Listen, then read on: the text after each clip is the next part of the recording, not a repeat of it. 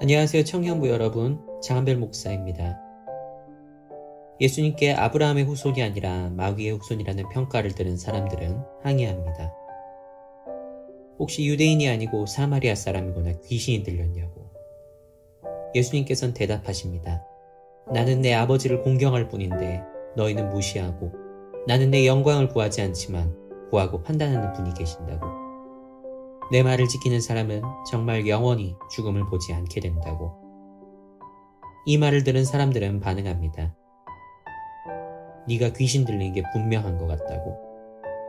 당신이 얼마나 대단해서 아브라함이나 선지자들도 못한 그런 일을 할 수 있느냐고. 그러자 예수님은 다시 대답하십니다.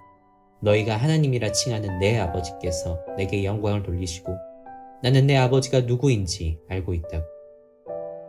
그리고 나는 아브라함이 나의 때 볼 것을 기대하던 그런 존재라고.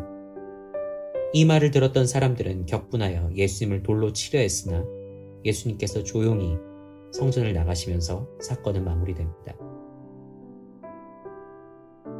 아브라함의 후손이 아니라는 것이 그렇게 큰 모욕이었을까요? 창세기의 내용을 보면 하나님께서 약속을 주시고 그 후손이 세상의 축복이 될 것이라 약속하셨던 인물이 바로 아브라함입니다. 즉, 아브라함의 후손이라는 것은 하나님께서 선택하여 축복하신 백성이라는 말과 같은 뜻으로 받아들일 수 있습니다.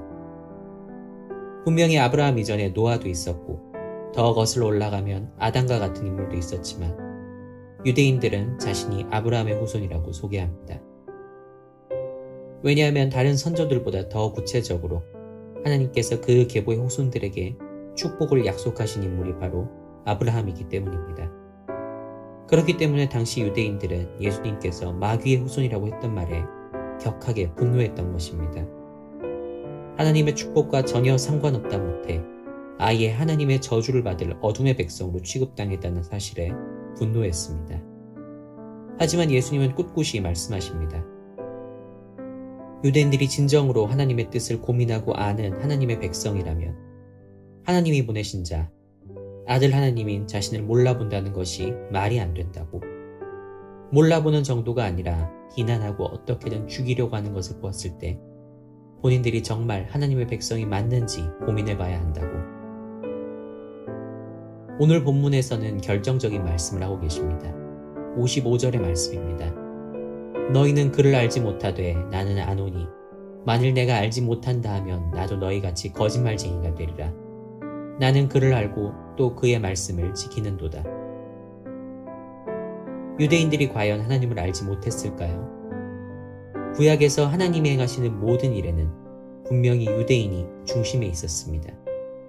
심지어 모세의 율법을 생활 전반의 법적 근거로 삼아 지켰던 이 사람들이 하나님을 몰랐을 리가 없습니다. 하지만 예수님께서는 유대인들이 하나님을 알지 못한다고 평가하십니다. 예수님의 이 말씀을 풀어보자면 유대인들은 하나님을 머리로는 이해하고 알고 있지만 하나님과의 인격적인 관계를 통해 알고 있지는 못한다고 말씀하신 것입니다. 본문이 기록되었던 시대적 상황을 예로 들어보자면 유대인들은 성경 말씀을 통해 하나님께서 자기 백성을 구원할 메시아를 보내신다는 것을 알고 있었습니다.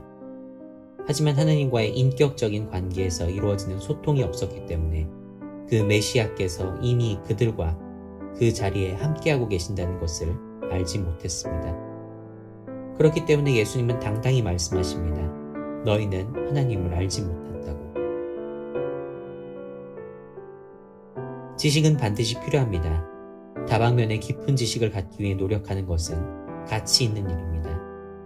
하지만 지식은 적재적소에 필요한 행동으로 옮겨졌을 때 또는 그것을 통해 세상의 이해에 필요한 어떤 원리를 규명하게 될 때 진정한 가치가 있습니다. 하나님을 아는 지식은 필요합니다. 하지만 아는 것만으로 끝난다면 그것은 무가치한 지식이 될 수 있습니다. 하나님께서 유일한 신, 창조주, 전지전능한 존재라는 것을 안다고 우리가 어떤 이익을 얻을 수 있을까요? 하지만 그 유일한 신이시며 창조주이시고 전지전능한 분께서 나와 상관이 있는 존재고 나를 살리기 위해 애쓰시는 분이라는 것을 경험하게 된다면 그것은 확실히 나에게 이익이 됩니다. 오늘 본문을 통해 예수님께서 내가 하나님을 안다고 하신 것은 이런 관계를 통한 경험과 만남에서 이루어지는 실질적인 것을 고백하신 것입니다. 예수님께서는 지금도 본문을 통해 우리에게 말씀하십니다. 하나님을 제대로 알려면 머리로만 알고 있어서는 안 되고 인격적인 만남을 통해 알아야 한다고. 그렇지 않고서는 내 아버지인 진정한 하나님의 백성이라고 볼 수 없다고. 오늘 하루는 내가 아는 하나님을 더욱 깊이 알게 해달라고 기도하며 하나님과의 인격적인 만남을 추구하는 오늘 하루가 되기를 바랍니다. 하나님을 인격적으로 만난다는 것은 신앙의 연륜과 상관이 없습니다. 오히려 그 기간 동안 하나님에 대한 개념을 원리와 기록으로만 습득했다면 오히려 하나님을 인격적인 존재로 인지하기 어려울 수도 있습니다. 하나님은 살아계신다는 말에 동감하지 못할 수 있습니다. 지금도 나와 함께 하시며 나를 살리기 위해 나와 대화하고자 하시는 하나님의 존재를 인식하고 아버지 하나님과 깊이 있는 마음의 대화를 나누는 오늘 하루가 되시기를 바랍니다. 내 옆에 계시는 아버지 하나님과 대화하는 기쁨을 누리는 오늘이 되기를 누구보다 인격적이신 우리 주 예수 그리스도의 이름으로 축복하고 기도합니다. 아멘.